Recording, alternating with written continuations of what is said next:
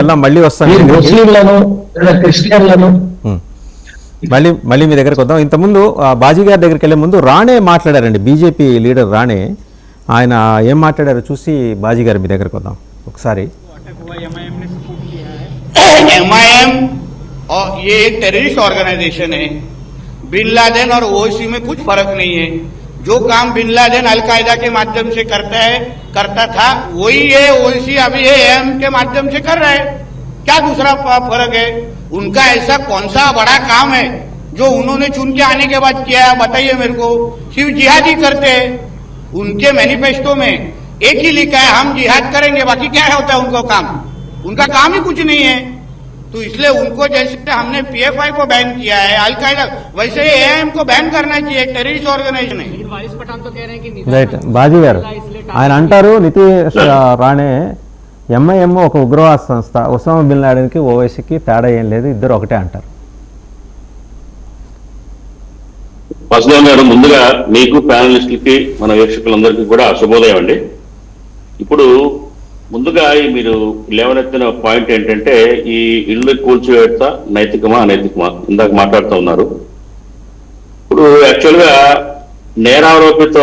నేరం ఆరోపించినా నిరూపించబడకపోయినా ఉద్దేశపూర్వకంగా పోలీసుల నుంచి చట్టాల నుంచి తప్పించడానికి ఎవరినైనా కానీ దాచిపెట్టడం కనుక జరిగితే, తప్పించే ప్రయత్నం చేస్తే ఖచ్చితంగా అది నేరం కిందకే వస్తుంది అనేది అందరికి తెలిసిన సబ్జెక్టే. కాకపోతే ఇక్కడ ఈ కేసులో ఈవిడ వాళ్ళకి బంధువు అని, బంధువులు ఇంటికి సందర్శించడానికి వచ్చింది. అట్లాగే ఆవిడ పబ్లిక్ గానే తిరుగుతుంది, దాచిపెట్టబడలేదు. ఇంటి ముందు అందరికీ, ఇంటి పక్కన వాళ్ళకి, ఇరుగు పొరుగులకు అందరికీ కూడా తను సంచరిస్తూనే ఉంది.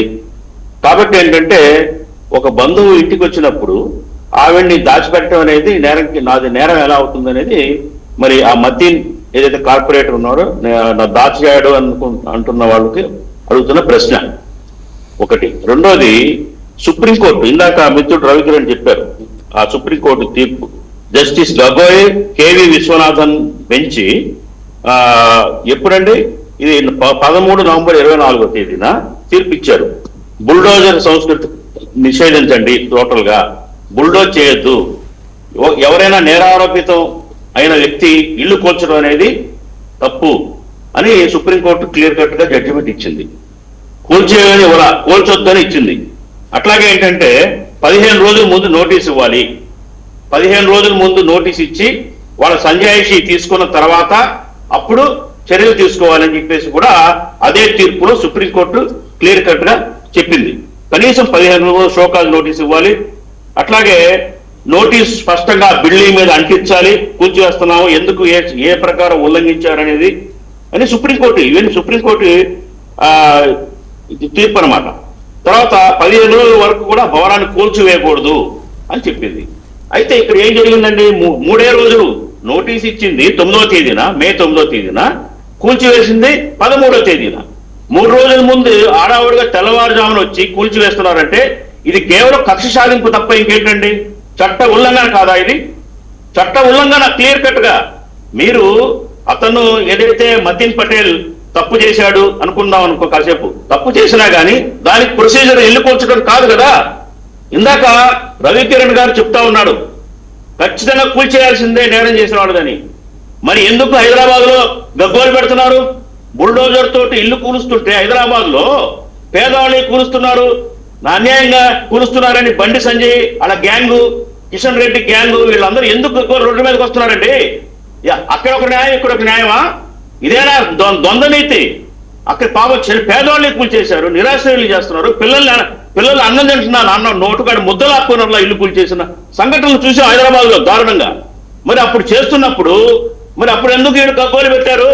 ఇవాడు ఎందుకు ఈ దొంగ ఏడుపులు ఏడుస్తున్నారు? దీనికి సమాధానం చెప్పాలా? నిజంగా మతీన్ పటేల్ తప్పు చేస్తే దానికి అతను నిజంగా ఆశ్రయం కల్పించాడు అనుకుందాం కాసేపు. అయితే దానికి అతని మీద చట్టరీత్యా చర్యలు తీసుకోవాలా, అతని మీద FIR ఫైల్ చేయండి ఆ సబ్జెక్ట్ మీద. ఇల్లు కూల్చడం అనేది కక్ష సాధింపు, కేవలం అక్కడ ప్రభుత్వం తమ చేతుల్లో చట్ట జరుగుతూ ఉంది. Signal issue ఉన్నట్టుందండి. బాజీ గారు ఒక్కసారి చెక్ చేసుకోండి, నేను మళ్ళీ వస్తా. ఒకసారి కృష్ణాంజనేయులు గారి దగ్గరికి వెళ్ళాం. కృష్ణాంజనేయులు గారు, టెక్నికల్ టీసీఎస్ కంపెనీలో జరిగిన దాని మీద ఇంకా ఏది నిర్ధారణ జరగల. ఈవిడి మీద మరి భౌతిక చర్యలు జరుగుతాయని భయపడి పారిపోయింది అనుకుంటారు. చెప్పండి, దాన్ని లవ్ జిహాద్ అని చెప్పేసి దాన్ని ఎలా మీరు ప్రచారం చేస్తారు? ఆ కార్పొరేట్ కంపెనీల్లో ఏం జరుగుతుంది అనేది మనం అప్పుడు కూడా అనుకున్నాం. దీని మీద విచారణ జరగాలి. ఈ సంస్థే కాదు, అనేక సంస్థల్లో కూడా ఒక సంప్రదాయాలు మారిపోయినాయి. ఇవాళ ఆ పద్ధతులు మారిపోయినాయి ఎంప్లాయీస్ మధ్య. అది యాదృచ్ఛికంగా స్నేహపూర్వకంగా. బాజీ గారు, సిగ్నల్ ఇష్యూ ఉన్నట్టుంది. బాజీ గారు మళ్ళీ వస్తాను, కొంచెం సెట్ చేసుకోండి సిగ్నల్. ఒకసారి కృష్ణాంజనేయులు గారి దగ్గర. కృష్ణాంజనేయులు గారు, ఇందులో సాంకేతిక అంశాలు ఉన్నాయి, ఆరోపణలు ఉన్నాయి, అండ్ టెర్రరిస్ట్ యాంగిల్ కూడా ఇన్వాల్వ్ అయింది. ఆమె మరి హెచ్ఆర్ మేనేజర్ అని కాసేపు, లేదు ఆమె జస్ట్ అసిస్టెంట్ అని కాసేపు, రకరకాల కథనాలు వచ్చినాయి. సరే, ఆవిడ బషీర్ గారు అన్నట్టు she has right to exercise her right to get anticipatory bail. ఆమె పారిపోయినట్టు కాదనేది ఒక న్యాయవాదిగా ఆయన చెప్పిన దాంట్లో సమంజసమైన వాదనే ఉంది. అండ్ ఇల్లు కూల్చేసే దగ్గరకు వచ్చేప్పటికీ ఇప్పుడే మన బాజీ గారు చెప్తున్నారు, మూడు రోజుల వ్యవధి ఇచ్చి కూల్చేశారు, ఇది కరెక్ట్ కాదు. ఒక అతని మీద, మ్యాటిస్ పటేల్ మీద అవసరమైతే ఎఫ్ఐఆర్ ఫైల్ చేయండి, లీగల్గా ఎలాంటి చర్యలు తీసుకోవాలో అని చెప్తున్నారు. కృష్ణాంజనేయులు గారు మాడతారండి. బాజీ గారు ఒక నిమిషం, కృష్ణాంజనేయులు గారు మాడతారు.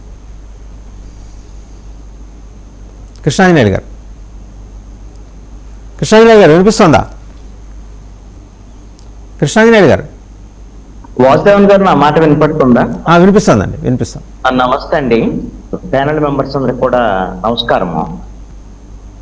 టీసీఎస్ కు సంబంధించినటువంటి